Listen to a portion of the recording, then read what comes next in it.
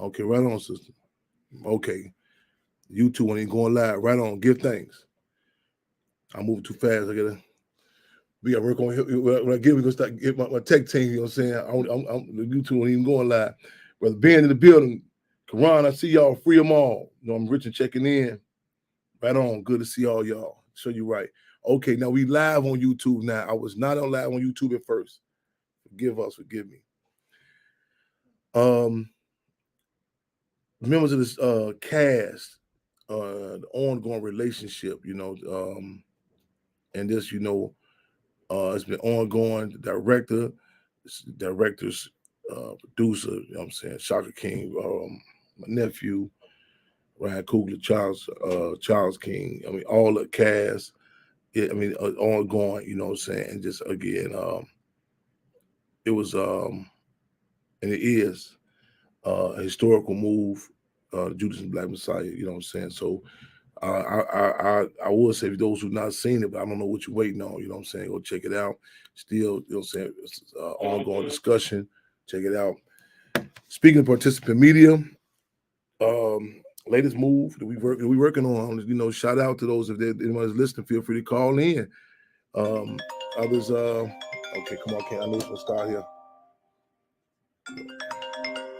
I anticipated this today. I actually did. Free them on. Okay, yeah, okay, sisters. I'm on the radio now. You should do it. Are you in front of the building? Are you in front of the building now? Okay, someone's coming down. Said let you open the door right there. If you come on in, we'll see. Park in the back on the side of the street. All right. Okay, I anticipate. Okay, now my volume is gone. I know. Let me start this over again. I call myself bringing another phone today.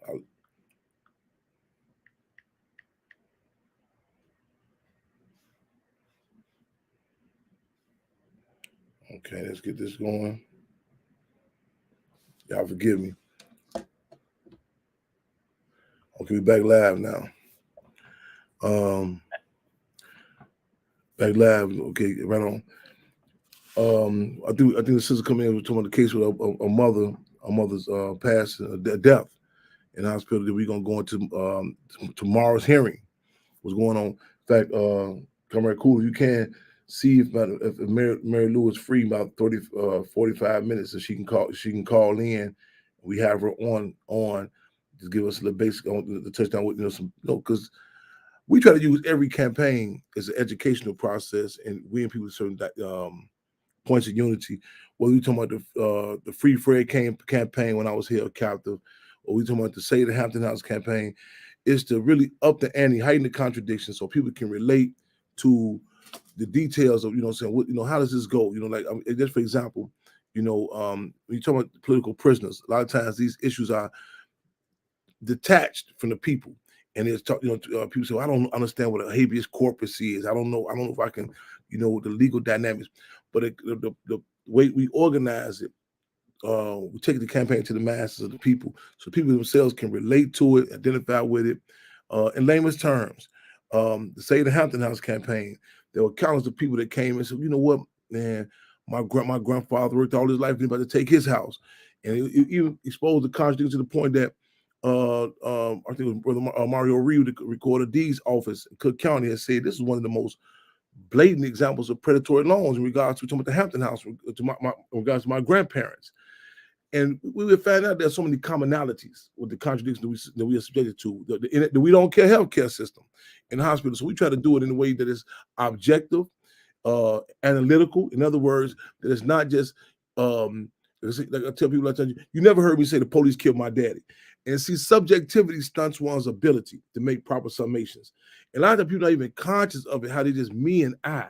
You know what I'm saying? And I had a conversation with the brother. I just spoke in Wisconsin. And I was talking to the brother. And I said, I see, you sell yourself short. You sell a summation short because one of the tactics of the system is to keep you isolated, keep it, on your block. You never to correlate these contradictions to something that happened in the past, or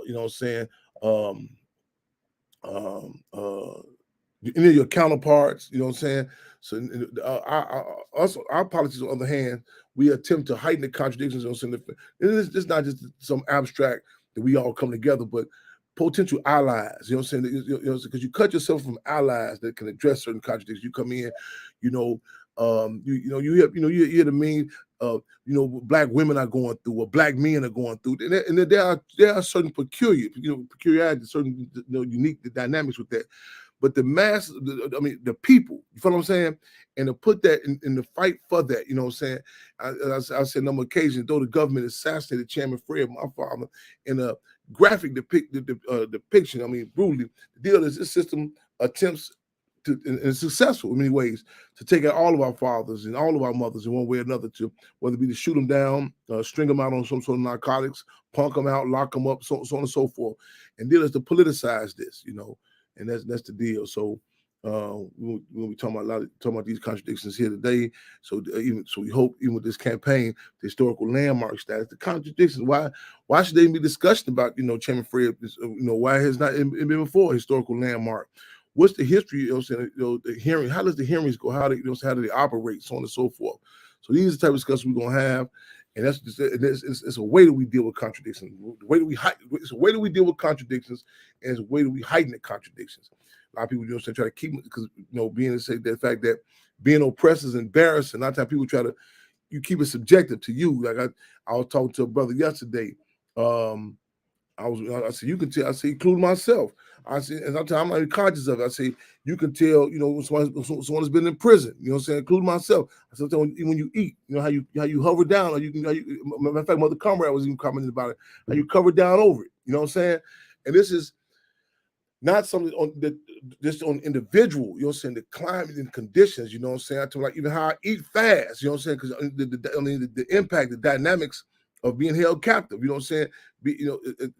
As opposed to the family dinner table, being up on a gun tower, you know what I'm saying? And you know what I'm saying, child line running, and that sticks in your brain, sticks in you. Guards have shot at me. While we at the chow hall, you know what I'm saying? This sticks out. It sticks in my memory. I thought you watched that TV show Chicago PD, and they told Sergeant Voight. Asked, wow, they done. I said, that's ironic. Because the police that shot at me through the gun tower in Stateville in August, I believe 98, was Voight. His name was Voight. You know what I'm saying? Through the shotgun, and one of the Mexicano prisoners had jumped between it and called the buckshots in his collarbone. This is Stateville, what you call Deathville. And that sticks with you. So so it's kind of hard. Enjoy your meal, eat slow, you know what I'm saying? Because you got to have your head on a swivel. You know, so you eat, I'm using that term loosely. So these dynamics, you know what I'm saying, impact who we are, you know what I'm saying, and when you have a subjective analysis, you know what I'm saying, what is this? Oh, you got to be jiving me. You got to be jiving me. You can't make this up. Now my Instagram is going to be to verify this my account all of a sudden. Right, boy, you can't make this up. Wow. And, now you can't make this up. You can't make this up.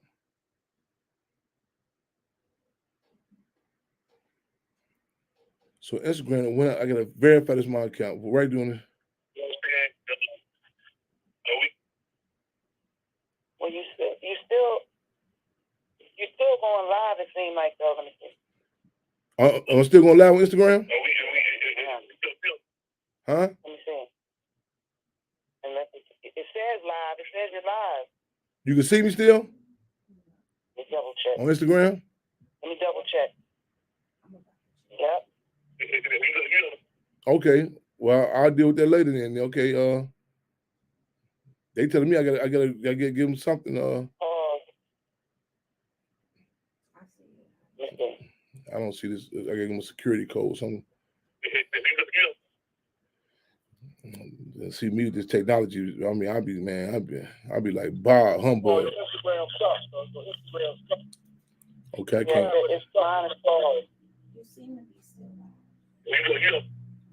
I can't see me on there. Is it like I'm still going live right now? Live time? I don't want to pull it up. Yeah. But you were when. Yeah. I want to see. Yeah, but you can't see me though. Yeah, you're saying yeah. Yeah, we'll have to pull it up. Look what they got me doing. So I check my email now. It may take up to a minute for you to receive the code. Now they supposed to send me a code, but they ain't sent the code. Yeah, Instagram have a lot of hackers and folks trying to. What? Yeah. Okay. I get that email like every other night. Oh, so how can I just come out of it and go back to my? I can't just go back to the. Okay. I say send security code. How can I come out? How can I come up out of there? Oh, man. You probably will have to, Okay. just leave it completely and then try and go back in. Okay. Or check your email for the security. I checked it now. Okay. See. Couldn't refresh feed. So check. Maybe you want to check that account.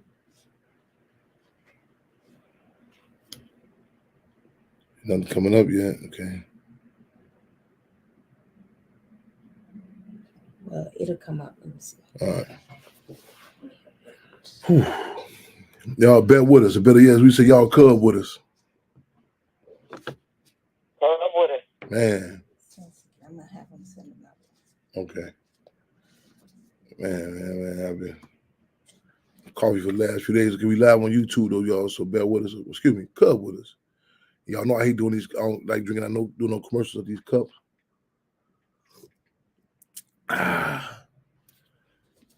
Sister D from Detroit, I got to forgive me. I'm horrible with the emails. I seen a little bit of what you said, what you requested. That's okay. We want to follow with that. Some show in particular. Sister, did you see that?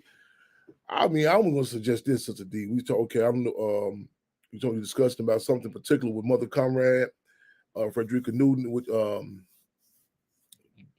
both respective widows, Minister UEP Newton, and also Chairman Fred. Did you see that? I didn't get to see all of it. Did you see the piece that they did in Oakland, Sister D? And I'm going to suggest, I don't know if we replay that. I mean, I only seen portions of it, so let me know if you saw that, you know what I'm saying? How you doing, Sister Fremont? You have a seat. Okay, it's not coming through. Yeah. That's the same email. Yeah. Account, right? Yeah, Instagram, y'all. Okay, y'all. This account is sir. This is why I be so passionate about it that we got to deal with all the time. Try this Instagram one more time. Now let me get on. Okay, 1 minute. I'm gonna stick. Okay, we live on YouTube. It might get back to the day we got you 210 cans in the string over here, y'all. Real talk. Try this one more time. It's not letting me go through. After this, we can't waste no more time. We got to stick and move. No. All right. We got to keep rolling. All right. Right before oh my God. Tomorrow is so important. We got to do this. I got to get this fixed because tomorrow is important. Tomorrow we are having the hearing for the historical landmark status of the Hampton House. And we need the Instagram. You can't make this up. So I'm gonna take after this. We'll deal with this later on tonight. But we got to be on point. So tomorrow, I'm gonna talk about that in a minute, y'all. Last night, pull up the site, the Maywood Village Hall meeting last night. They had a hearing in regards to the swimming pool. Who's going to the YMCA, the Park District? When I say the swimming pool, I don't want to draw any conclusions. We're talking about the chairman for Hampton Aquatic Center. So we're going to keep y'all abreast on that. We need the people support in regards to that to make sure that is not seen as an eyesore. It hurts to see children coming past, you know what I'm saying? It was just gate chained and locked up for years before the pandemic, you know what I'm saying? That's one of the reasons we had the Black Panther Party clubs. We implemented the water gun fights. People say, damn, why y'all got a pool up here? You know what I'm saying? But we won't go into the more depth about where we at with that, where we at tomorrow. We need y'all participation. Even up to the point, those petitions still can be signed. So still sign those petitions going in tomorrow in regard to the Hampton House, 804 South 17th Avenue, becoming a historical landmark. So we're going to so bear with us, y'all. Those want to tell the people on Instagram, they mess with the Instagram. And that's one thing I get so passionate about. I'll be showing people a lot of times. I'll be like, this is not, and I'm self-critical. I tell my mother Comrade, I said, maybe we subjective. Now, when you in your line of work, I guess you start to believe that you do believe everyone should know this. Like you auto mechanic, you believe you might not be conscious that your hands are oily. You know what I'm saying? You don't be conscious like it's second nature to us about communications being dismantled. You know what I'm saying? Second nature to us. Agent provocateurs. You know what I'm saying? Second nature to us. The news, the media, and reporting we do. But the deal be with Black people and Black organizations in particular, people have such a lack of, they come in with an arrogance. I put a quote up there that say, I can deal with ignorance. I literally can. We can deal with ignorance. Arrogance and ignorance. I mean, mind blowing. You know what I'm saying? Man, it's mind blowing. Let me just vent real quick. Then we're gonna bring this my sister on real quick about this update about this. We don't care healthcare situation. I'm coming out the Hampton House the other day, and I really hope this sister's listening. And the arrogance, so the sister say, so I come out, greet the sister. She going into school. She going into Irving Elementary School. This is a school that Chairman Fred attended as a child. So I greet her, and you could tell. Our community so damaged. You can see something you're saying. Speaking of DMX, DMX said just greet some other Black men and say, "Well, that brother, I love you." Watch the response you get from some people. So damaged, and then just say, then when you say sister or brother, oh my God, you'll be surprised. And I fight that because I don't want to become that. You feel what I'm saying? That's why and I got to add this too, for full disclosure. My tolerance level since coming back from Africa is kind of it's really been like lowered. You know what I'm saying? It's lowered. I mean, that's in regards to a lot of stuff, food, contradictions. You know what I'm saying? To see Black people, you know what I'm saying? I noticed it. My tolerance level is really not what it was. You know, I said, damn, I'm getting old, and I said, I don't want to just get fed up. I said, but I said, it's like when you see something, like you have a meal. You know what I'm saying? You come out like, man, I don't know, that ain't gonna do for me right there. You know what I'm saying? So I noticed this when I've been back from Africa. My tolerance level for bullshit is kind of like, man, it's like, Lord. So I said, she said, did Fred go to this school? So all these are telltale signs anyway, right here, So I said, yes, he attended that. You know what I'm saying? I said he attended the school. They didn't have it in the movie. So I'm sitting here, right? I said, do you see that Maywood was mentioned twice in the movie? And then I say, the arrogance, I say, where have you been at? We've been out here saying they try to turn this house to a dope house. We fighting to maintain this house. These children didn't even know who Chairman Fred was. The battle. So I'm like, who is this person, right? So then later on, you know what I'm saying? I was subjected. I said, damn, this class arrogance over here in Maywood get going off. So then she told me, no, she was in Chicago, blah, blah. And then I said, you watched the movie. I watched. She kept pulling up stuff on YouTube to say Fred Hampton. Though I said, make sure you type in Chairman Fred Hampton. These are certain telltale signs. But that class dynamic, it blocks a lot of people. So they really can't hear you. And if I took some of this stuff personally, oh my God. The deal is, saying, a lot of people saying everything is political. And you know what I'm saying? Law man in the building. I see you, sir. Right on. Free them all. Yes, sir, my brother. Right on. So we got to get my Instagram back rolling, y'all, for tomorrow, because we put the word out tomorrow, 7 p.m. at the Village Hall. And this will be online too. We'll be going in for the petition to have the Hampton House designated historical landmark and keep abreast on what's going on about the swimming pool. Our position is that the Hampton family, Chairman Fred Hampton Jr. and Cool and Jerry have to be also some decision-making position in regards to this pool. This is political. As Minister UEP News said, our people do not read as much as we would like for them to read. So we can innovate. That's why. So the pool, these are, you know what I'm saying, and just the history alone with him fighting to get swimming pool facilities out there in Maywood is inspiring. It's inspiring. It's inspiring.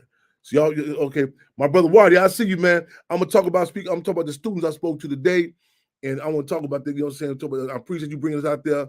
Shout out to the students over at the school. Inglewood, on 61st and Morgan, right on. So you want to step in and give us who gonna speak? You want to come on with us?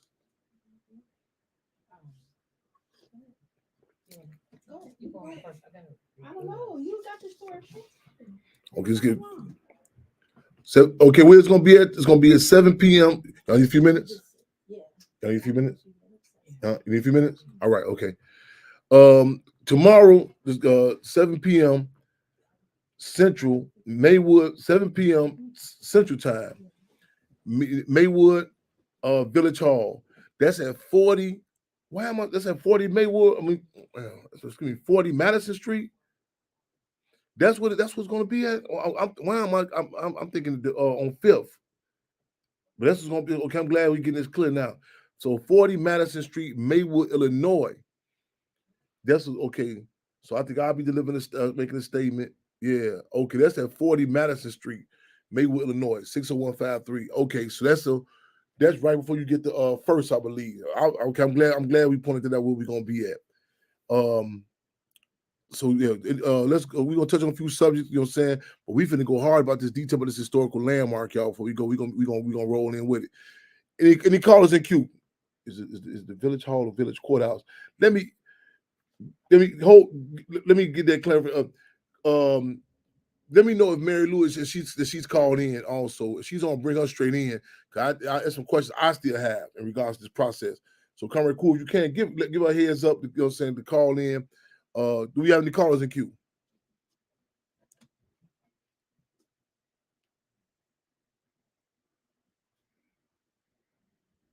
We have no callers in queue. They need to press 1 if they want to be get in queue. Okay. Callers, when you call 929-477-3785, you have to press 1 to get in. You have to press 1 to get in. You have to press 1 to get in. Okay, no Instagram. Yeah, they and right, right before this hearing tomorrow. Yes. Chairman, I was gonna mention I didn't receive a flyer today, so I was trying to see if in any of the topics of discussion, it's not a foregone conclusion that everybody knows about the stuff that's going on in Ukraine and Russia, but in particularly the treatment of the Black people, the Africans in Russia, in the Ukraine that's trying to evacuate and are being detained and subjected to the elements and discrimination, trying to leave the country of the Ukraine, but have been. Some say they've been out there for a couple of days. Some say they've been out there almost a week. I think today I heard that that the line is moving now in regards to evacuating the Africans out of Ukraine. But I just was, like I said, I didn't get the flyer. I didn't see the flyer, so I didn't know if that was on. Yeah, but we don't have to stick. We don't have to stick to the script of the flyer. We talk about whatever's going on. So I was just bringing that up. You're right on. We actually get the flyer. Going right to that, but right on. May not know that. Yeah, we just pulled a flyer. And I know I want to just thank a lot of forces we had to deal with to come in around C-Line. I'm coming here. We back and forth last minute with the flyer. And I made a comment. Oh, shout out to Legacy Awards too. Legacy Awards. And I had commented to Sister Kiana Barber and her mother, family. I say, I know y'all talk about me behind my back. I said, I know I'm Mr. Last Minute. We get the last minute on certain things. And George Floyd get murdered. We on the way up there to Minnesota. I need some posters about the morning time. And the deal is we had to move on a pivot about a lot of our campaigns. We put the petition here, okay, right on. We had to be on a pivot about our campaigns. So that fast forward, Russia, everything is political. And these are intense times. And one of the dynamics about similar to even during the Black Power movement of the 60s, it was a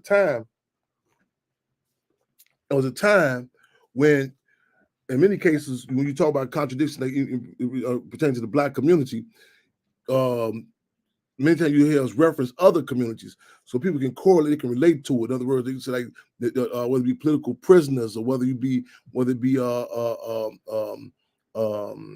lines of demarcation. Yeah, I think about one example. This is years back.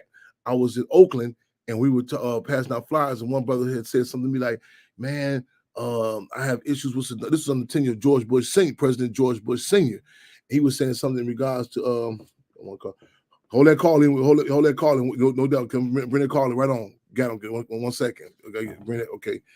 I said Iraq. He said Saddam had violated the no-fly zone. I said, well, where you get this from? How you talking about this type of term? And the deal is the ruling classes start acknowledging that. Let's talk about that though. We're gonna talk about what's happening in Russia, Ukraine, and also in particular the treatment of Black people. You know what I'm saying? Here, there, and everywhere. So we're gonna talk about that. Let me seize the time real quick and that call. Let me bring that call in for me real quick if you can.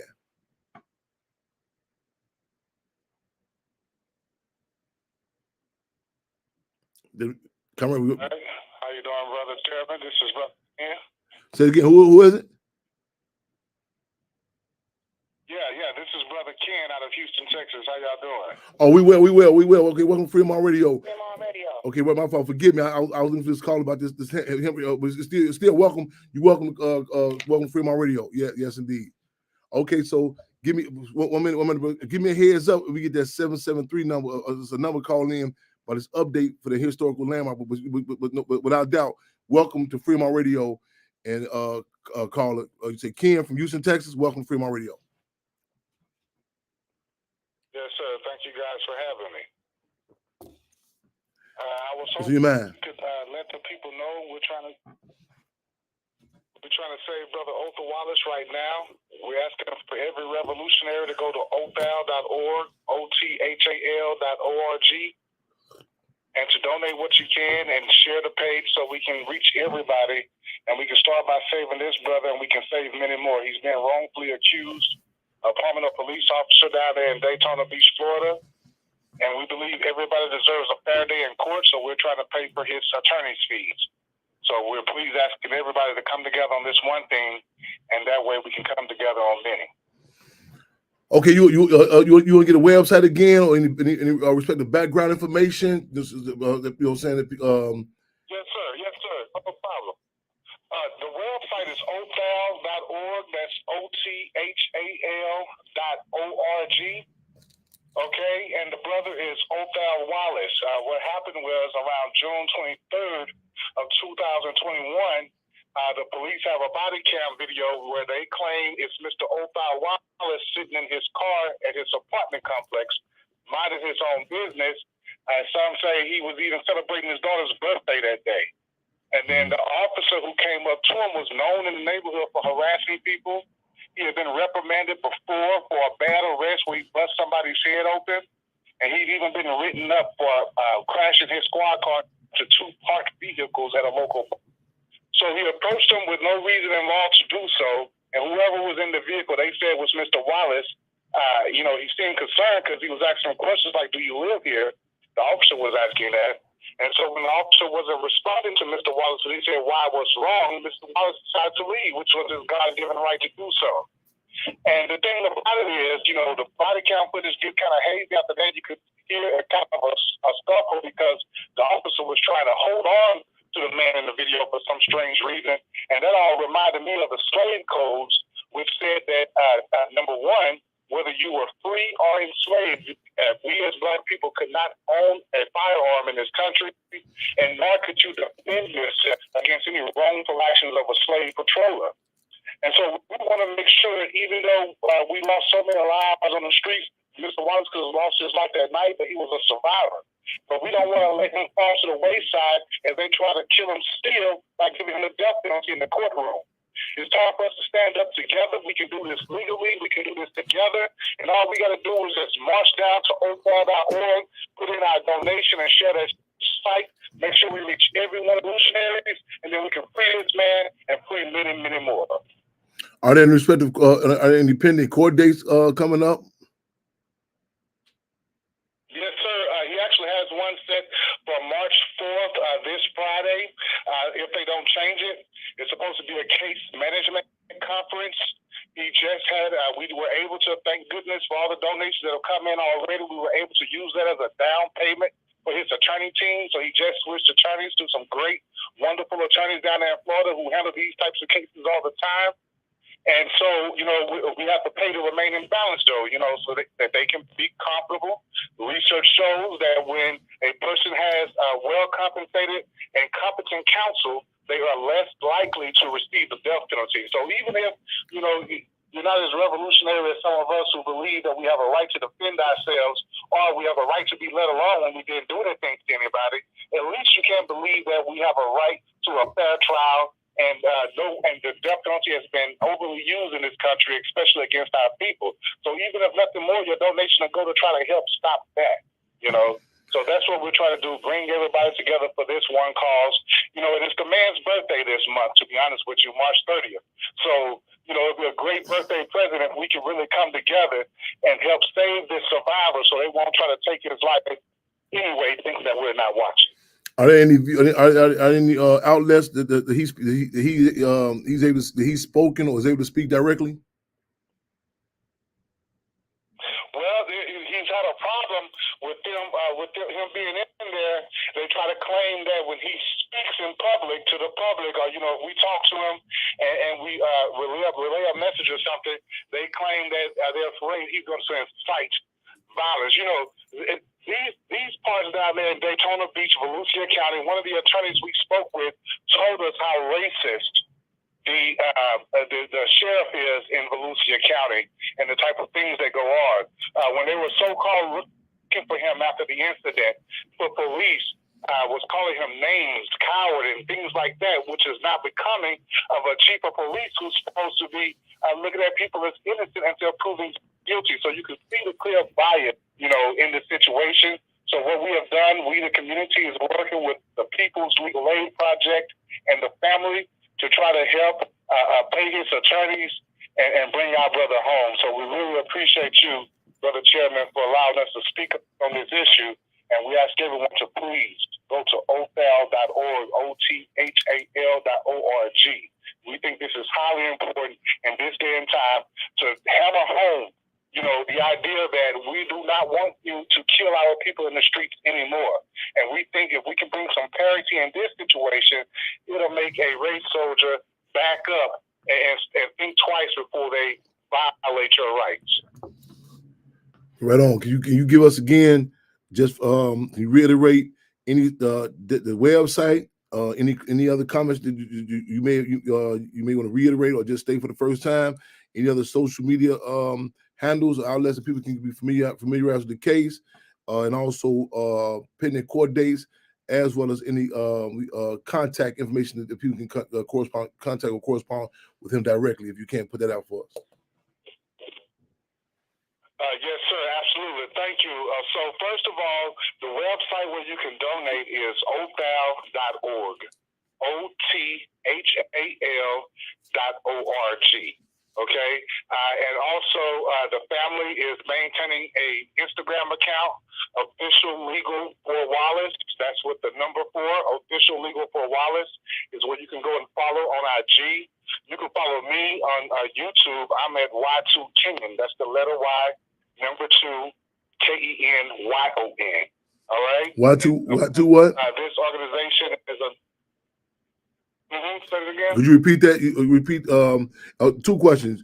Repeat that Y2 that site, and something you said something 4 Official Legal 4. Is that spelled out 4 or the number 4? The number 4, yes, sir. Official Legal for Wallace. That's the number 4. Official Legal for Wallace on Instagram is maintained by his family, so you can keep updates with the case and the fundraisers. I can be reached on YouTube at the channel Y2 Kenyon, the letter Y, number 2, KENYON. That's me. Okay. Feel free to email me, ken@plap.fund. Okay, so that's KEN@PLAP.FUND. That's the nonprofit organization that's bringing us together, and hopefully, we can use this for many more brothers and sisters who are facing these unjust prosecutions.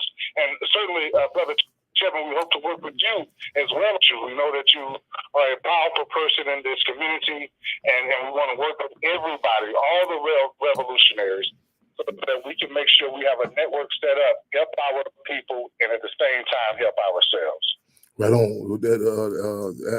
Let's say the airwaves are this is a weekly program. The airwaves are more than open, so feel free to call in. This is consistent. We do a number of different shows and programs, so feel free anytime to reach out and give us any updates. I think also I want if there's a contact for him directly, we got if that can be provided. Also, a direct contact for him, Arthur Wallace. Yes, sir. He's still locked up in Volusia County jail with no bail. Mm-hmm. And so one can reach him directly by sending messages. If you go log on to smartjailmail.com, Volusia County, Arthur Wallace, and you'll be able to send him messages and you can start corresponding. I'm sure he would love to hear from you, Brother Chairman, and I'll give him a heads up that if you guys, we're planning on contacting him. And like I said, you can definitely contact me, offline, and we can talk in more detail. But we definitely need the entire community's help, especially individuals such as yourself. And we think this is something that is of nationwide importance, and that we can really help push the movement forward for good. Right on. Again, it's smartjailmail.com at what county? Volusia, VOLUSIA. That's down there in Florida. Volusia County in Florida. Okay. Thank you. Mm-hmm. Thank you so much. Right on. Keep us abreast, and we keep us posted. Any other updates? Oh, I don't know. Did you say I missed it? That next court date? This Friday, March 4th. Unless they change it, the next court date is this Friday, March the 4th, and that should be a case management status. So, in the meantime, they're going through discovery right now. The state then put forth about 65 so-called witnesses. We know they're not going to call all of them, but these are the types of games that they play. And so his attorneys have to depose every last one of those 65 witnesses. Mm-hmm. And so, we're going to stay with our brother the entire way through this. We have a lot of people suffering from very similar situations, but his case is kind of quintessential. It sums up them all. So if we can really make some headspace on his case, then we can use that as a precedent for the rest of these cases. Just like with Brother Huey P., State of California versus Huey P. Long, although he was convicted initially, his case was overturned on appeal. And then even last year, we had a brother in Minneapolis. The police came basically shooting at people with rubber bullets. He didn't know who they were. He shot back. They put him on trial for first degree. He was acquitted. So we're going to keep this same energy going. It's just that in Florida, they only allow certain types of lawyers to handle a death penalty case. So those lawyers cost a lot of money. And, our brother is indigent. He doesn't have that type of money, but he does have a love for the community. He was out there on the front lines, helping the community, helping the people. And so we want to help and love him back by helping to pay for those attorneys. Are the court proceedings, are they being convened online? Or was it closed? Are they being shown online? They are? Right. We're actually trying to look into that. They were at first because of, the COVID protocols or whatnot. Right. But we're not so sure now. Okay. Okay. But they have the news cameras in there, so every time they're going to come up with an update for sure. But we're going to look into seeing if we can get some cameras in there ourselves. Keep right on. Keep us abreast. We live in the Record Freedom on Radio, making history, taking history, and taping history, y'all. If you have a curfew, you might want to check. You might want to call tonight, because if you can't go to certain locations, you might want to call tonight. We may receive calls from Ghana, from Alaska, and the spirit of internationalism. We talking about, so we're addressing campaigns from behind the walls, outside the streets, you name it. Live in the Record Freedom on Radio, weekly program of the Black Panther Party Cubs, hosted by yours truly, Chairman Fred Hampton Jr., and also Robin Allen, aka the Lady of Rage. Again, my brother, keep us abreast. Appreciate your call. Call in anytime. Keep us abreast. Thank you, sir. Thank you. Thank you. I didn't cut you off. Was there any more comments you want to make? We good? appreciate you guys' platform. Anytime, anywhere. Right on. What's it called? Free them all. We moving and grooving, y'all. We just stopped in. Free them all. Just pull up in Florida for a minute, y'all. Y'all got the updates. Brother just called him. Updates on the Otha Wallace case. We still moving and grooving, y'all. Bring us to the speed. I know we got another call in queue.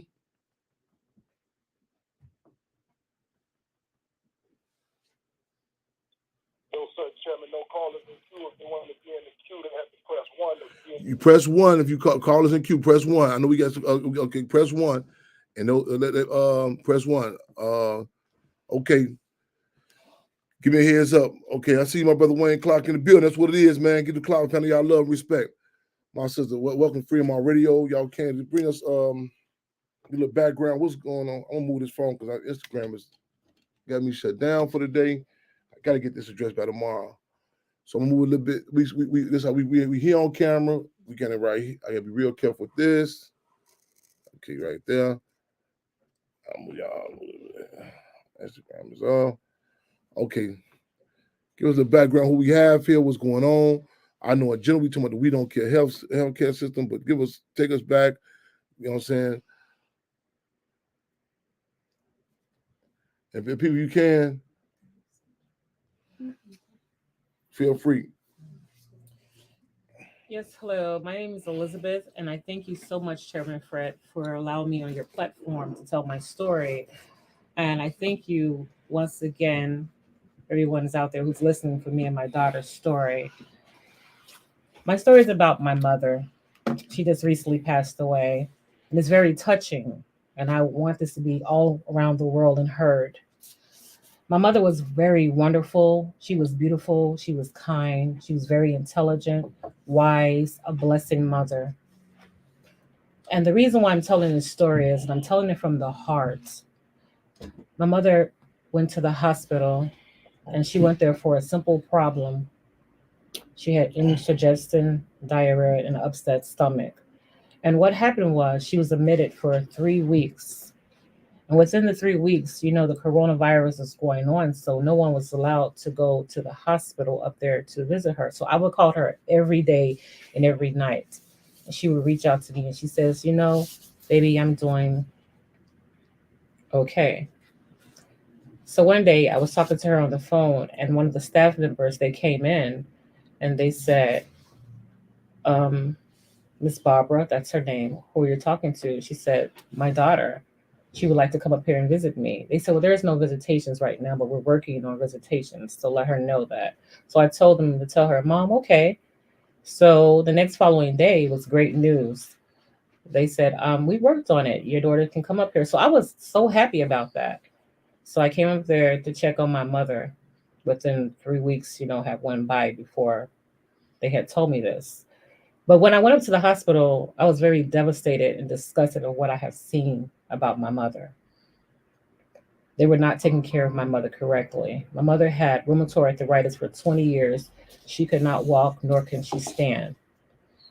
So within them 20 years, I stepped in to take care of my mother because I'd always told my mother, you took care of me. As a child, adult, and a teenager, she was there for me all of my life. And I'm pretty sure anyone out there can relate about their mother. You only get one mother. That's all you get is one mother. And I thank the Lord for allowing my mother in my life for the years and many years that she was in my life. But back to the story. When I came up to the hospital, I seen my mother and I turned her over. She says, I would like for you to see something. I said, what, Mom? Why didn't you tell me what was going on? She was laying there, soiled and sore sheets. She had bed sores all up on her backside, like a dog or something had been chewing on her and everything. Also, my mother was kind of a little delusional. She was kind of talking off the wall. So I asked the doctor there what was going on with my mother. It was a residential doctor at the time, was not a tending doctor. He really didn't say too much to me. He's like, he really don't really know. So the nurse said, well, maybe that's one of the antibiotics is giving her confusion. So as we were talking, I noticed my mother had a wound on her stomach. and it looked like it was rotten. I've been in the medical field myself for 20 some years too, as well. And to let you know, to go backwards, before she went into the hospital, I took some pictures of her, and she was not looking like that before she had left home. And they were not taken care of correctly. There was like 30 to 28 patients on the floor. There was only like 3 CNAs at the time. So I began to change my mother myself because I was not going to let her like that. So after that, I would be up there day in and day out, taking care of her. One night, you know how you're in the hospital and you're sitting in the chair and you kind of like fall asleep waiting on your loved one. I noticed my mother kept lifting her head up, looking at me, and I would look at her back. And she waited for me to go to sleep. But I was looking, I was like, Mom, I'm here, I'm here, I'm here. And she fell asleep. So I went up and I got up and I went over there to check up on her. I lift her hand up like this. I'm like, Mom, Mom. So I thought she was just dozing off to sleep. So I left her alone. The next morning, the doctor had came up there and he had said to me, we're going to take your mother downstairs. I didn't think nothing of it. So I said, okay. So we went downstairs to the next floor downstairs. And I sat in the recliner chair next to my mom. And I'm trying to be strong about this, because it's very emotional. Yes, indeed. So I sat next to my mom in the reclining chair. As I sat next to her, Chairman Fred, I have chills over my body. I kind of closed my eyes. I didn't go to sleep all the way. I just closed my eyes. But I noticed someone was standing over me. As they were standing over me, he said, Elizabeth, may I speak to you? I said, sure. Can we step in the hallway and talk to you? I'm looking like, sure. We need you to say goodbye to your mom. I'm looking like, what do you mean? She came in here for diarrhea. What did you guys do to her? They didn't have any words. Only one nurse said, I can give you a voucher of food. I said, this is not a time to eat right now. Are you crazy? I don't want a voucher. You guys need to explain to me what's going on with my mom. So they began to want me to sign some papers that I didn't understand. So at that time, I called my daughter up there. And I said, you guys need to get up here right now, my family. So my daughter, she arrived up there and everything. And she came in the room. We watched my mom heart beat from 27 to 1 beat, a 0 a minute.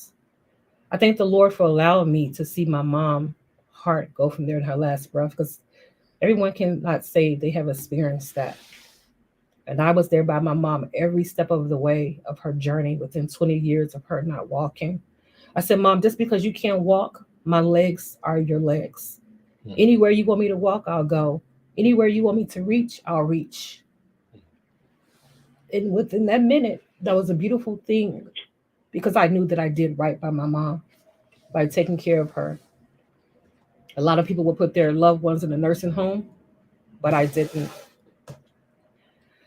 So at that time, I heard some commotion in the hallway. I kind of went to the door and I looked and I peeked. It was my son-in-law. He was having some words with a security guard. I didn't know what they were arguing about, but I guess it got out of hand, and the nurse stepped in the room as I was over my mother. And I was just over my mother crying. My mother could not speak, but before she passed away, a tear rolled out of her eye. She was very strong. She fought a good fight. And the nurse told me as they were having commotion, everyone leave, including you. They want Black people to act crazy. They want us to act out of character. So I humbly said, ma'am, are you sure that's what you want me to do? At that time, I walked out the room. I went downstairs. I took a deep breath. Then when I went downstairs, my daughter was downstairs because she had stepped out the room. She says, Mom, what's wrong? I said, they asked me to leave out. Mom, why? I said, I don't know why. So then the security guard came back and told me, oh, there was commotion going upstairs and the nurse said this. And I said, I don't have anything to do what's going on with my son-in-law. I dare you pull me away from my mom while she's deceased. That is mentally disturbing. That is sick. No one should experience that. So at the time, I was all over the place. I was looking through my phone. The first number that popped in my phone was Chairman Fred. He walked me through. He said, calm down. I got you. And today, I thank him for allowing me to be on this platform to tell my story. It's not about the money, because money cannot bring my mother back. I'm pretty sure lawyers going to reach out to me about this story and everything. And yes, justice will be served about my mother, because no one should be treated like that. There's pictures, there's videos. I begin to take my phone out. I begin to video everything. They strapped my mom down, putting some type of fluid in her. I said, if my mom is passing away, how come you guys have her strapped down? Because they were covering something up. And I don't care how they feel. This story will be told on different platforms. And I thank you, Chairman Fred, for allowing me to come here to tell my story. I'm going to pass the mic to my daughter. Right on this, first and foremost, the people's pain reflects our ongoing condolences. There's no statute limitations for the crimes committed against our people. No time limit on the pain we go through, and we try to, like, I think they say in martial arts, so even in boxing, even like when they hit, so if it's when it's spread throughout the body, you don't hit as hard. So, and the deal, and I was talking earlier about subjectivity, like me and I, but the people, the deal is, in one way or another, all of us are impacted. That when I just Tupac talked about, say Brenda's got a baby, and the guy said, well, what they got to do with us? The impact of, anything happening with anybody from our community, our people, the people's pain reflects. So again, we'll say our condolences. Thank you. And we on deck to continue to fight for justice, no doubt about it. Hello, everyone. My name is Brandy. This is my mother, Elizabeth. Yes, as she was telling the story about my grandmother, which is tragic to our family. What I can recall when she passed is when she went into the hospital. First of all, she only went in there, like my mom said, for her bowel movements. She was walking. I mean, she wasn't walking. She was talking and everything like that. So I was talking to her on the phone like every day. It's really ironic to see your grandmother go from talking to not talking. So that's kind of shocking to me. How did she go into the hospital talking, communicating, eating by herself, and then coming out deceased? I'm very, very close with my grandmother. I actually was living with her. Me and my mom was taking care of her. We're the only ones really doing everything for her. My grandmother's my world. I love her to death. I did, that's my grandma. I did everything for her, but it hurts me so much because, during the time of COVID, I couldn't see her. And that was hard for me because I see my grandmother every day.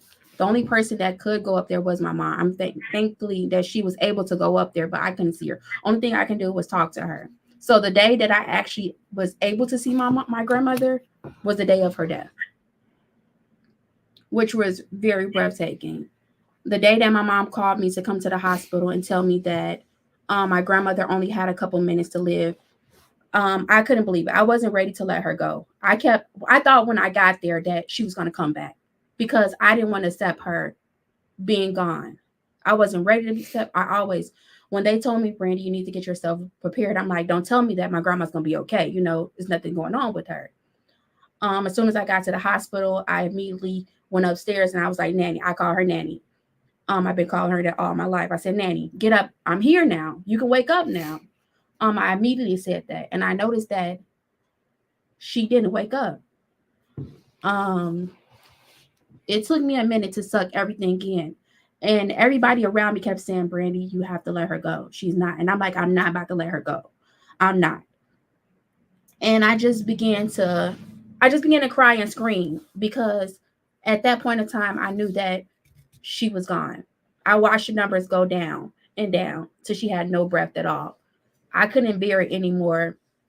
I left out. I said, Mom, I left out. I saw my mom over there. I left out, went downstairs. At that point in time, I did hear some commotion going on. I think my husband, he had the kids at the house. I have 2 kids. So my husband was my mom. I was like, you have to get up here. You know, Nanny's gone. He's the only one did not get to see my grandmother, and he lived with us. He came up to the hospital. We got a babysitter for the kids. I don't know what happened downstairs with the security guard, but they did not let him up. And they got it. It was a big thing. Securities came. And from that point, they said we all have to get out the room. He's the only one that did not get to see her. From that on, my mom was downstairs. They said she couldn't go back in the room. They told us that, your time is up. You guys, you can't see your grandmother anymore. We were ecstatic. Like, how can you kick somebody out the room for seeing their loved ones? Mm-hmm. You know what I'm saying? And how is there a time on seeing your loved one That deceased? is true. And then tell me, not to cut you off, sweetie, and then tell me that I'm allowed to come back. I dare you dictate how long I have with my mother. She's laying there deceased. This is a beautiful thing because there's so many things that flash in your mind as a child to adult to a teenager. And we was cooperating, we didn't get rowdy. Yes. As COVID was going on, it was 3 people at a time. So 3 people came down and then the other people came up. We didn't really even have family in Chicago. It was just my mom, my dad, my brother, and my aunt that was living, which is my mom's sister. And then my husband came up there. So it wasn't even a lot of people to come up, like that. So I don't understand why they had the audacity to tell us that we couldn't, be in there no more. But they asked my mom to come back. Mm-hmm. Because they knew that they were wrong, Chairman Fred. Mm-hmm. That's what that was. I just talked about I don't know if I'm allowed to say the hospital. That's why I did not mention it, because that's something you don't want to do at this time. Okay, that's one of the questions. Okay. And the thing is, though, I have been asked to be on other platforms, but I wanted to come to Chairman Fred's platform because he's the first person that I called. Mm-hmm. And everything happens by coincidence, not by coincidence, for a reason. You know what I mean? Mm-hmm. And he was there to support me. Mm-hmm. And I love his mother so much, not to change the story, but I love his mother. She was there for me in 2013. Before too. Yeah, she talked to my mother. She was there for me in 2013 when my father had passed. It was in a winter storm, and she was trying to get there, support me, not just change the story, but for some reason, they always been in my circle. And I called him the other day, and I was like, Chairman Fred, he's like, you know what? Basically, I have you come up here. So I thank him for that.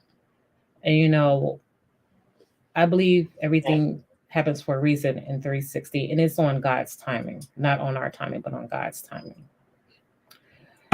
And, before my mom passed away, she was talking to Chairman Fred's mom. She spoke to her. They had maybe some words. I don't know exactly what, but, some words. And coming to find out, my mom went to school with Chairman Fred's father.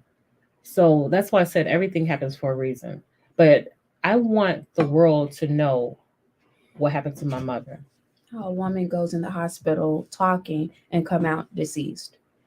Yes. And getting kicked out the hospital for no apparent reason that we didn't have no control of the situation that was happening. And basically, Chairman Fred, I thank you for allowing me and my daughter to be here on your platform. And I want justice for my mother. Yes. Yeah. One of our mantras with us, the Black Panther Party, because the streets of our office, our work hours are 24 hours a day. Our secretaries are those brothers and sisters out on the street corners. And I tell a lot of times that we're doing these cases, people say, man, Chairman, you like the political stats and the facts you put out there. I said, no, don't take it. I say, we scientific with this, but we know, the people, it's not our first contact. When something happens, some tragic happens. The case of Jacob Blake, who was shot in Wisconsin, and police. me and his uncle Justin Blake had just done an event on the south side of Chicago, and a while prior to some while back, some years back actually, we was talking about doing before the movie Judas and Black Messiah was put out. We had put together an independent piece. And I remember telling the director of Judas and Black Messiah, I said, we've been talking about doing a movie on the Chairman Fred. In fact, we had Most Def was supposed to come in and play Chairman Fred. Lady Ray shot her role. Oh yes. Yeah. Yes, And yes. we was filming this a group, a scene. Y'all, the sisters, they both had came through. We filmed a few. This is years back. Before I had my daughter. Yeah, man. That was before I had my daughter. Put it kind of in context. What time we're looking at. And I'm saying this for a number of reasons. Yeah. I don't know. I can't think exactly what year, but it was a while back. Yeah. Yeah. And we want we have to. I know it's difficult to have we use terms like community, but the deal is gentrification, what you call land grab. Our communities are so destabilized, but the deal is we have to be able to know who to reach out and stick in like some sort of structure. And like you said, she said you called me, and I remember when you had called me, it was going out. I had dispatched one of my Plan B guys, brother named Paul. Yes. I sent Paul to go down there and check it out. And Paul, his brother had just died. And it was, like some days before this. And the deal is we got to really like this. I look forward to the day and age, and we, saying, well, there's clarity in our community. Like a lot of times people be saying, I was just coming to someone the other day talking about this whole thing about the NFL being rigged. And I said, damn, I thought everybody knew that. I just thought everybody knew the NFL elections are rigged. And like even when we talk about different organizations in our community, I tell people, I say the word sellout is so overused. Just to even know, in the 60s, it was a climate where people knew who was who, because it's like time, like it's the ruling class. If a fire happens, they know, okay, call the fire department. So you're not going to the pet store. You know what I'm saying? You know who is who, and we really have to really get a clarity, a structure of who to move, how to move, and as soon as we stop, drop, and roll, we get that phone call. And we're not at the desire stage we can be able to dispatch ambulances, so on and so forth. But during the Black Power movement in the 60s, it was a clarity on the movement and the need for certain organizations. You know what I'm saying? Because a lot of times we want to believe that we all can do the same thing. Our position is that we do need different religious institutions in our community. Also, we need to distinguish that a freedom fighting organization is going to call the question, and we don't let people know that that we here. In fact, when I imagine the Black Panther Party Cubs are here, we base that and we want people to know it like when people was short, but not this generation, but people knew you have certain numbers to call, you get in trouble. So we want people to know who we are, where we at. You know what I'm saying? We are every Wednesday, so we lock and low. We're not hard to find. You know what I'm saying? And so again, I can't reiterate enough. We are here, so keep us abreast. Where we at with this here, and just even like Dorothy Holmes case of Ronnie Man Johnson, who her son was killed on 53rd and King Drive, Chicago police. And I hadn't seen her in years. But you know what I'm saying? They knew through the door. Say, man, call Chairman Fred. You know what I'm saying? I mean, we went to go meet at Wallace's Wallace's Catfish Corner on the west side. I remember when the Justin Jacob Blake case, as soon as I got there, they had all the media and lawyers. His father went straight through the crowd. He said, man, where the chairman at? So, and it serves also for our protection. So, you know what I'm saying, that we got institutions, you know what I'm saying, and we fighting for that day and age where it's known all over. And we're not hiding about it. We up, you know what I'm saying, we up front, we come in, we call it who's a criminal, you know what I'm saying, who's the state, and I be saying, well, no, what about when this is black on black crime? We deal with that. However, we call it the contradictions, but without the support of the people, we can't be alive. So we need y'all support. We need y'all to acknowledge that again. The people are best security. Fremont. Okay, she's calling in. Okay, right on. I see you right on. Yeah. Okay. Give me tag team. Okay. So give us any social media, any contact that people can be kept up to date what's going on, or you know what I'm saying, or people can contact y'all, how they can support, whatever the case may be. Yes. I feel like far as contact, if you want to contact me, of course, my name is Elizabeth. You can go through Chairman Fred. He has my personal number, and he will call me and give me the information of whoever wants to help us with this situation. Because, like I said, it will be on different platforms. This is the first platform that we have brought the story to because I trust him. Not Right only on. is he a good person, I trust him. And I don't want to just put this in anyone else's hands because, of course, there's going to be a lot of lawyers coming at me because of what's going on. Of course, because we were removed from my mother while she was deceased and everything like that. So I just thank him for allowing us to be on this platform. And also, I would like to share with the world a picture of my mother, how they did her, because like they did Emma Till's son, she was not afraid to show that. It was open casket. And I'm just going to show a little clipping of what they did with my mother, just to let you know why I'm coming forward with this story. How they left her, and this is not acceptable. As you guys can see this picture, I'm going to try to put it up a little close. I should have sent it to you, sweetie. Okay. Okay, well, hold on one second. Well, go ahead. I'm so sorry, guys. My daughter told me to send this to her. No problem. And I did find the picture of us back a long time ago. That was in 2014. Do you mind sharing your mother's name? Yes, her name is Barbara, ma'am. Barbara. Is there any more questions for me, ma'am, regarding my mother? Barbara Mann, you said? Barbara Miller. Barbara Miller. Barbara Miller. Yes. Yes. All right, my daughter.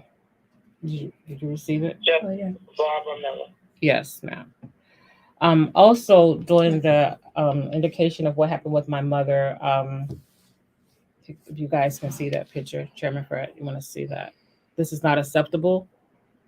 That's how they left my mother's back. And this is her in the hospital. And that's her backside. And there was a surgery given to her that was not properly taken care of, that rotten in her stomach as well.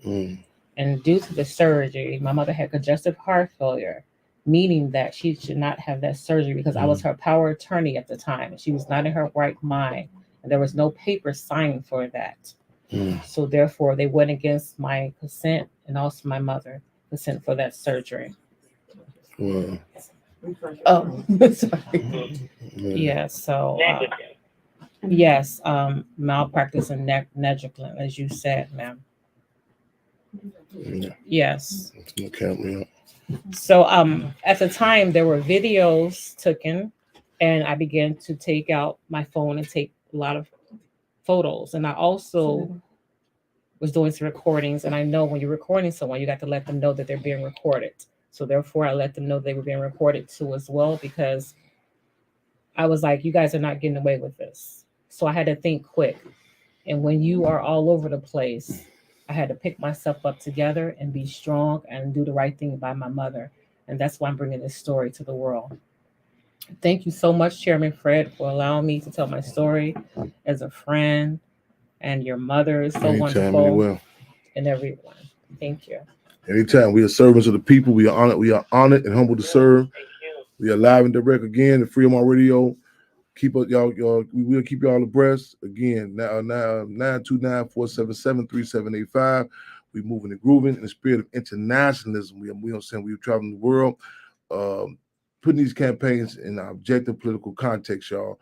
You know what I'm saying? So again, make sure y'all taking notes. If you got your iPads, whatever, taking notes about all these what's going on throughout the world, live and direct, Freedom on Radio. So anytime, my sisters, anytime. Thank you. Right on. So we again. Keep us abreast. And just, again, I can reiterate enough the relationships we got to have in the community so we can be able to hit those. I mean, like speed dial. You know what I'm saying? I just want to shut. I got the deal is There's difference between the war and the revolution. War, two occupying armies, suit up and boot up and get out and get out. Revolution, you gain the mass and participation of the mass of the people. You know, that structure. I got the phone call. I was able to dispatch another one of our forces over there. You know what I'm saying? And again, and we all, with Paul, I remember that. You know, his brother just we was challenging the hospital about some contradictions even there. And so again, we got to be able to move. You know what I'm saying? The streets, that's our office. I work hours 24 hours a day, 7 days a week. Again, continue club and community condolences. Keep us abreast. We got y'all back like a backpack, got your chest like a bulletproof vest. Okay, bring me a call. Okay, call in Q. I need the local number too. I think we talking about I think it's a local call in. Stay the whole day of the. Okay, yeah. You want to call? Remember y'all on a co-host said she remember y'all on the shoot, video shoot, the movie shoot. Yep. I have a picture. Yeah. 2014. Yes, indeed. They didn't believe we were doing a movie before this movie came out. I said, yeah, we've been working on this. Who? Yes, indeed.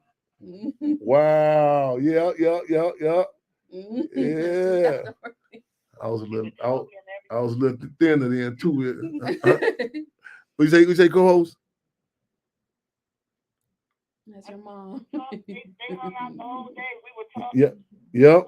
Scene where Minister Doc Satchel was talking. They were in that scene and they were in another scene. Yes, indeed. Yep. Okay. Yep. Scenes they were in. Yep. Right on. Yes, indeed. Comrade, you got that call in queue? I think for Mary Lou call in queue. Press 1. Yeah. Yes. Welcome, caller. Hey, good evening. Sorry. Good evening. I know. How are you? I'm wellness in a little, what's the word what do you anticipate? What's the word I'm looking for? Anxious. On the eve of for tomorrow. Also, for this hearing in regards to the historical landmark. I just wanted to say, commend, appreciate you, Mary Luke, the participant media team, all those who have signed those signatures online, people who have been coming through signing the signatures. I wanted to bring you on to just give, if you can, give us what's going on, because this is new ground for a lot of people, including in particular myself. What are we looking at tomorrow? And what's the follow-up process?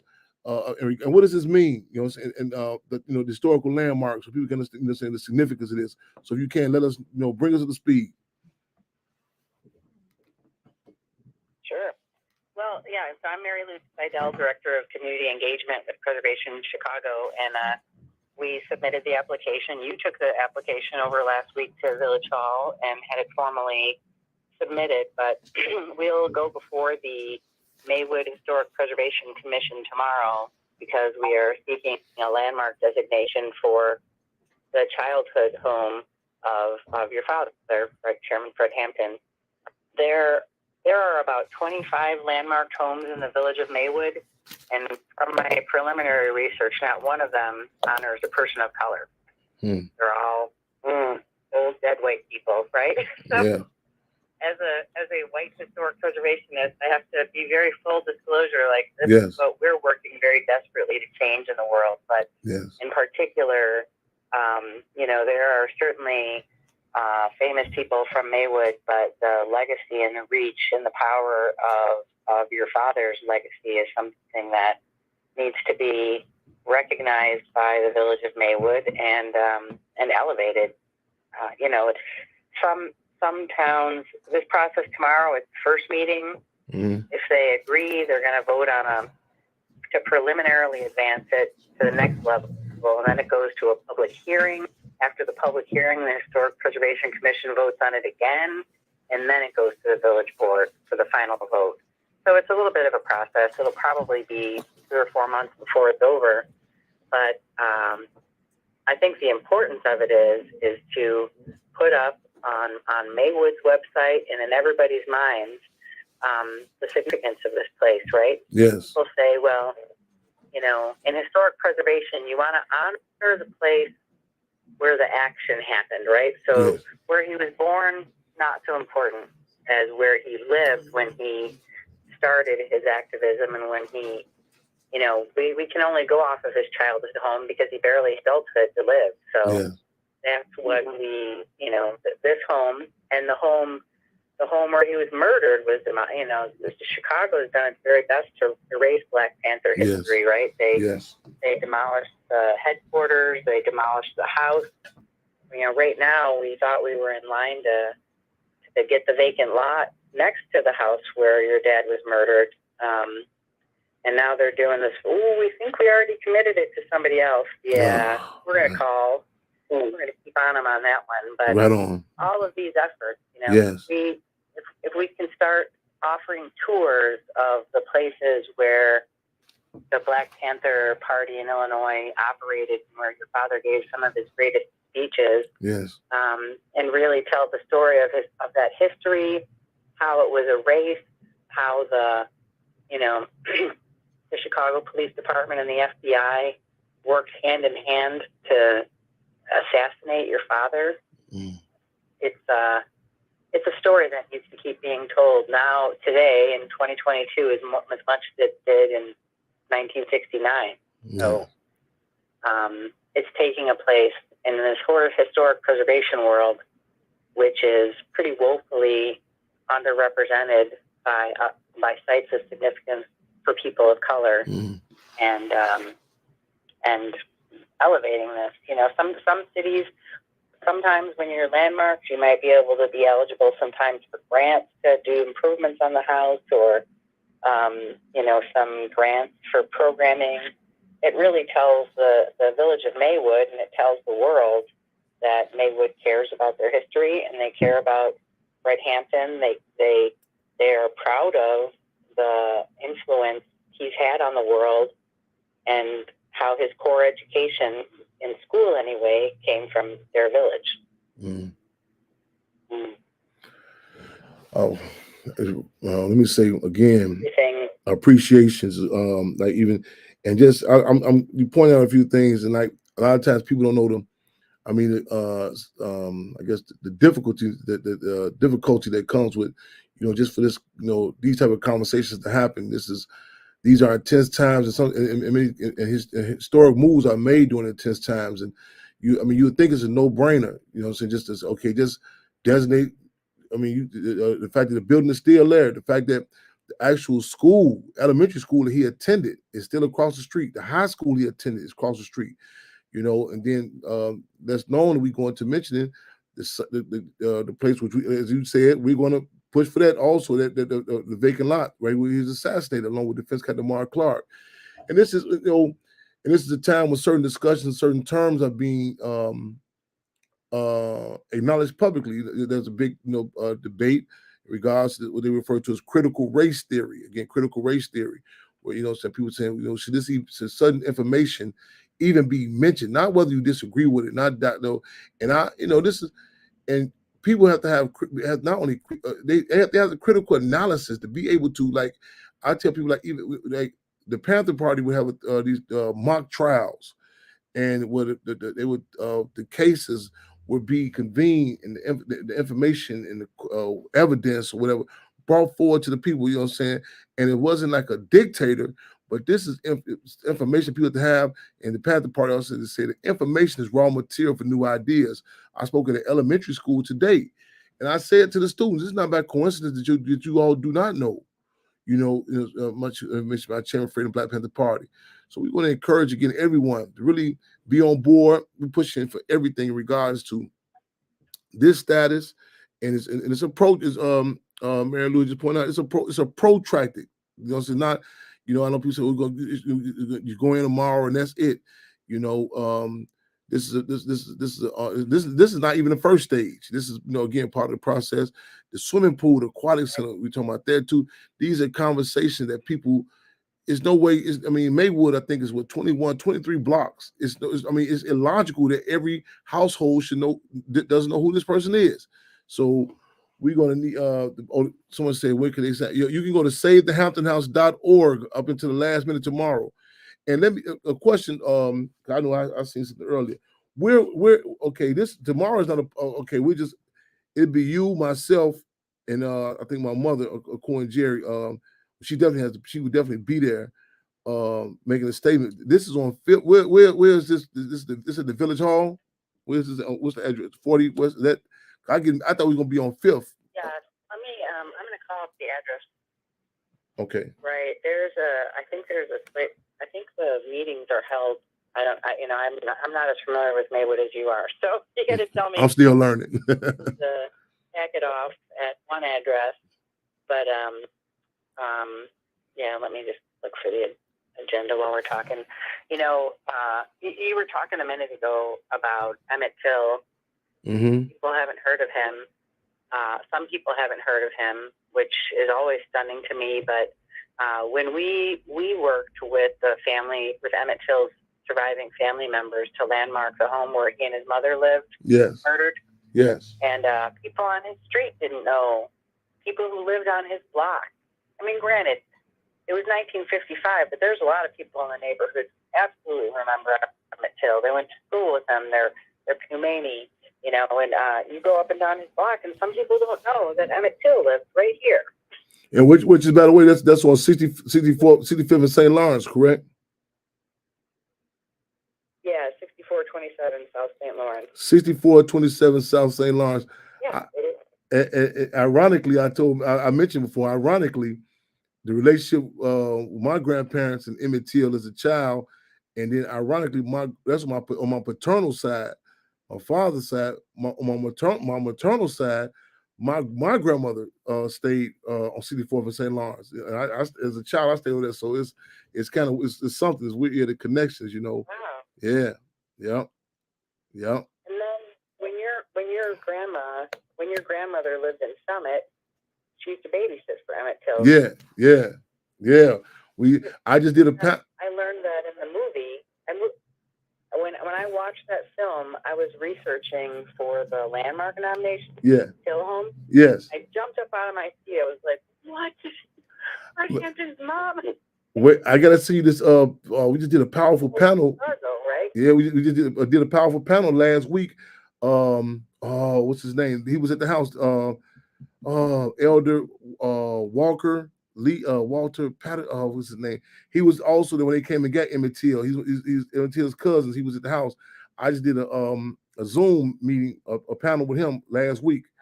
We just did matter of fact, I gotta get up with I get in contact with him again ASAP. But we just did a powerful panel, and it's still some people who were alive during these situations that were there. There people really gotta saying again we must really seize the time and have these discussions now.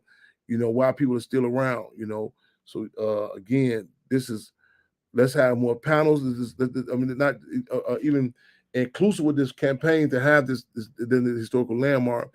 We want to tell people, saying this is a subject that we encourage people to talk about, in their household, the barbershops, the dance halls, wherever you at, whatever's going on, have this discussion about these historical landmarks. Again, this is something that you can touch and grasp, and people in many cases who people were actually there, and I just even there are people who've been coming up saying they find out more old pictures of Chairman Fred. Once the discussion starts opening, the sky's the limit. Sky's the limit. And so now this am I tomorrow? A brief statement we're giving, or this a long because this really is kind of like breaking the ice tomorrow, correct? Yeah, I'm gonna present the landmark nomination formally. Yes. I'm gonna do it as briefly as possible and let you and your mother take the floor and talk about what this means for Maywood and for your family and for your father's legacy and for the world. Yes. Not just Maywood, but the world. Yes.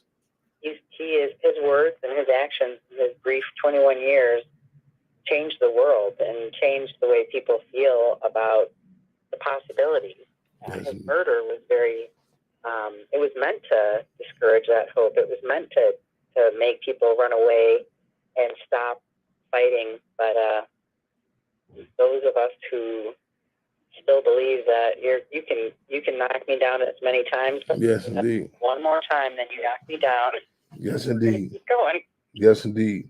And the critical race theory. As a white woman, I'm real sorry that some of us are so fragile. We can't bear to hear the truth about what we did to people in this country, and we still do to the people in this country. Yes. It's painful. My granddaughter's in kindergarten. She came home the day, the week leading up to and around Martin Luther King Jr.'s birthday. Yeah. And I said, well, what did you learn about Martin Luther King today? Oh, he did really good things for the world.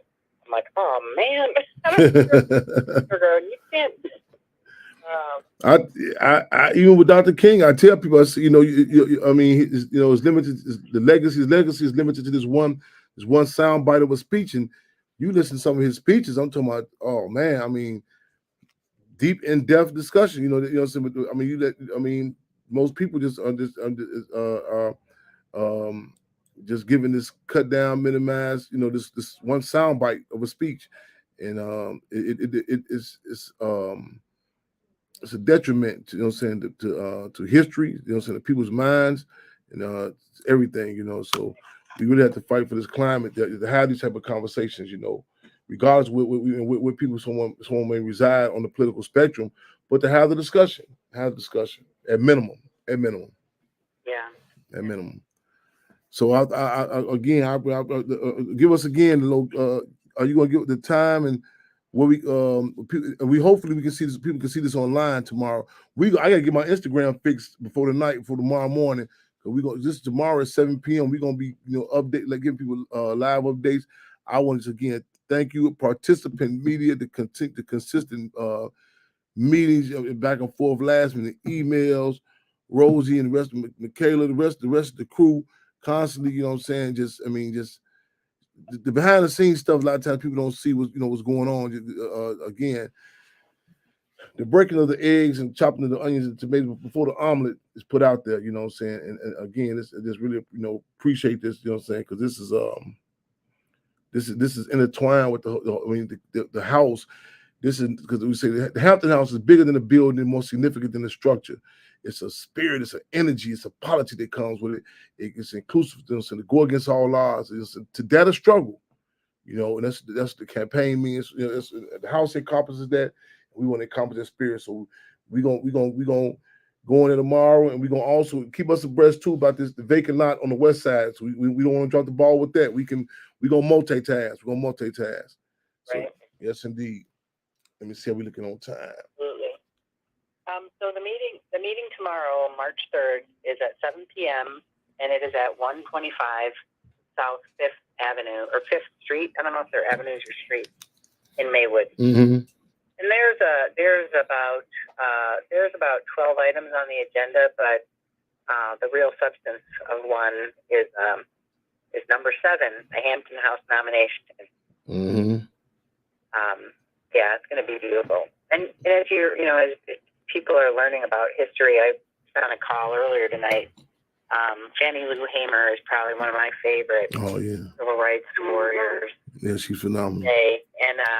And people know if people know Martin Luther King, and if they know Rosa Parks, they don't know Fannie Lou Hamer or Gloria Richardson.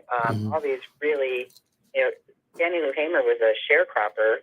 Mm-hmm.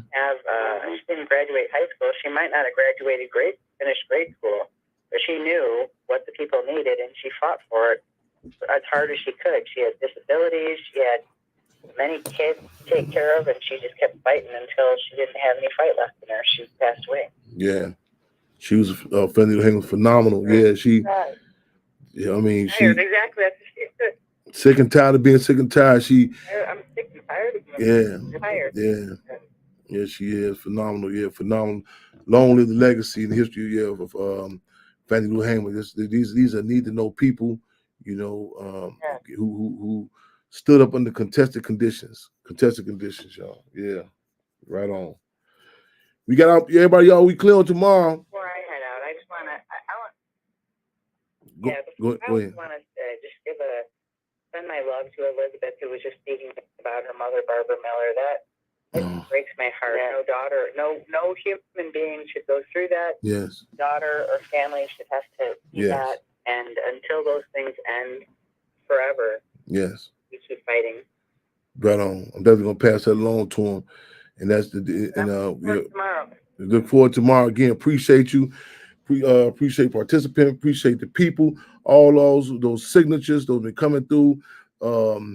Randall, Ben, Anthony Clark. The list goes on and on. You know what I'm saying? All the events that we've been doing.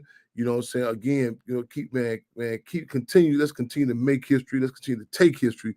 Let's continue to tape history.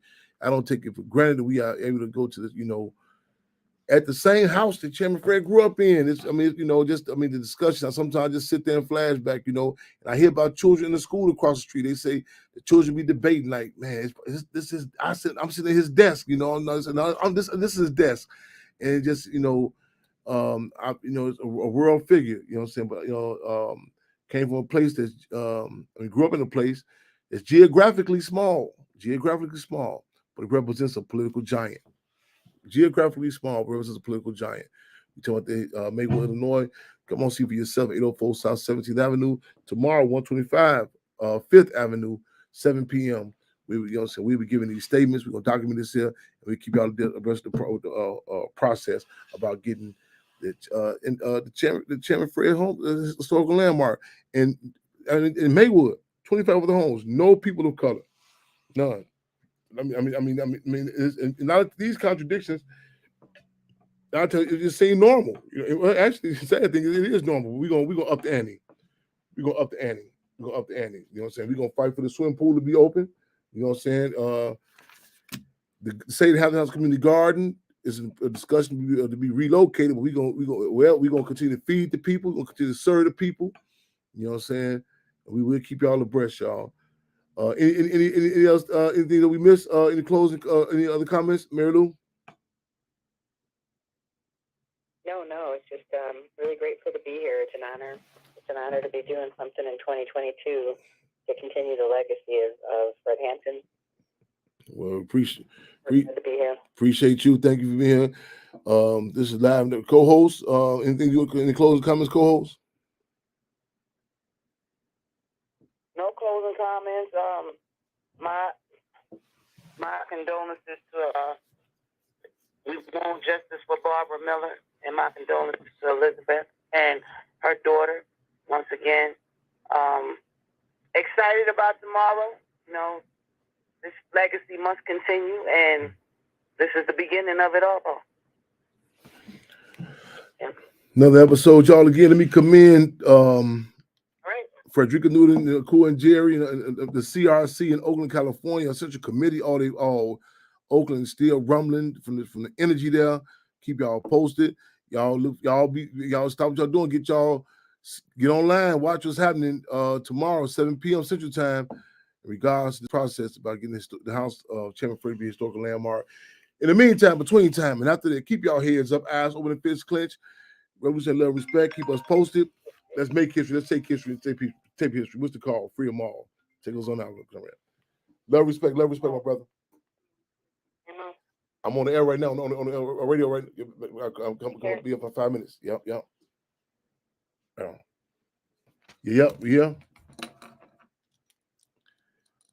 Well, we got to take us out with. So you get that answer. All right, take care, John. Yes, indeed. All right, Melu. Appreciate you. I'll see you tomorrow. Yes, indeed. See you tomorrow. Yes, indeed. I hope this weather still stay look good to stick with us, because man, woo, 2 days ago, rough. All right, take care. Bye-bye. Bye-bye. Thank you again.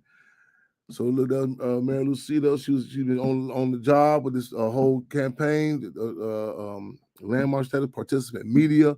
I'm talking about, man, on deck. Yes, indeed. So D from the D Hunter, remind me that you said about that idea. Let's replay that for people who didn't see that. The program with Frederica Newton and Cool and Jerry. And I'm down for getting them on do a show with them. But let's see. Let's replay that all day also. For one of the shows. I should come right. Brother Comrade, but the film house we'll get them on music to take us out. First Sergeant Dobie, right on. Appreciate you all, right on. Sister from the D, always, man. Love, respect, free them all. Look at this. this. Okay, I'll bring this down. See these names. Let's go, free them all. Free them all. Hands Beecham right on. Free them all. This is Steve from Detroit. Okay, I'll bring Hakeem Williams. Bring in the next caller, no. Oh, do we got time? Okay. 8:24. We got time. Okay, you gotta do it. They gotta talk like me. You gotta come on with it. They gotta talk fast. Let us in. 510, 510. Okay. Free them all. 510, 510. You on free them all. Free them all. Hey, freedom to all, man.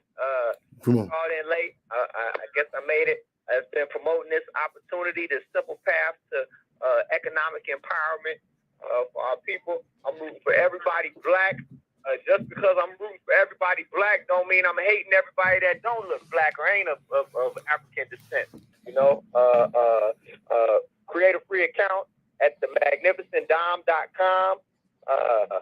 And copy after you create a free account, it's automatically gonna generate a email, right? You gotta go to your email account that you use, and you gotta click the verification link to create the account. That's gonna activate your. Give us a little background. Who's calling? What we talking about? Give us a little background. Oh, okay. From the free accounts, we raising $1 billion with a B. Okay. Or I got a lender right now that wants to loan us $100 million. Hold on. Who is us? I mean, who we speaking with? I mean, give us a little. I mean, you said $1 billion, and how we gonna do this? Talk about you. No, who's calling? Who's calling? Who's calling? Talk about anybody else that helps to create the free account. No. Who's called? Who that people? I mean, I don't. Who are we speaking with? Who's on? Hello? All right, hear me. Yeah, can you hear me? Yeah, you know. Yeah. Can you hear me? Are you still there? Yeah. Okay. Everybody that's interested in contributing to Who are you? You to contribute? Who are you? advancement of our people. I'm Demetrius Brown. Okay. Forgive me. Forgive me, but help us out, Demetrius Brown. I mean, this great idea about making this $1 million, but could you give us a background? What's going on? Who is? I know we on time. The time is something, but could you give us? I mean, Sure. Yeah, please. Sure. Yeah, forgive. I can answer any and all questions. We could talk until the end. That's apparently what it's going to take, because I've been trying to get this word out for 30 years. Okay, well, forgive us. A lot of people, this is their first time. When did we talk? Man, you remind me. Have we talked before? Remind me. We did talk. You and I talked. We talked 2 weeks ago, 3 weeks ago on the radio, right? David. Okay. You called in. We saw another subject. Okay, yeah, but you you know, you came through the door to him. Okay, yeah, but you refresh. Your mother, man. Your mama's spirit's so beautiful, man. I had the honor of meeting her face to face, man. She blessed me. She saw me dancing and sent security over to come bum rush me. I thought I got myself kicked out the club for dancing. It's the guy whose father created mayonnaise. Oh, Murray's. the Murrays, the hair grease. Okay. Murray's. Okay, we want. Okay, I know we on time, but let's say that we come in the door. I'm such and such. You know what I'm saying? And it's the program. You give us the program we talking about. You know what I'm saying? So I think they're gonna cut us off blog talk. I think we might drop the lines might drop in a minute. But come and give us a layout. Come on a little earlier next Wednesday. Give us a layout. You know what I'm saying? Bring us up to speed. What's going on? How you know what I'm saying? Bring us up to speed again. So we just coming through the door saying, send us a donation or send it. So I mean, it's one of my favorite pieces in the documentary, Assassinated Chairman Fred. Chairman Fred was talking to this other group. They talking about a credit union, and they said, well, the reason why we don't do a lot of talking because what you're saying is a foregone conclusion. And Chairman Fred said, well, the reason why I do a lot of talking because there are no foregone conclusions. We real big about the politics. A lot, a lot of people just say get some guns, and they're gonna, they can understand the parties that position about the politics and the distinguishing that. So just even when people come in about talking economics and money, let's give a layout. To the people what's going on here. You follow what I'm saying? We lose them. We might the call might drop. Okay, Y'all tune in next Wednesday. Take us out there. Feel my tune in next Wednesday. Bring us, let's make history, take history, take history. It's called Free 'Em All.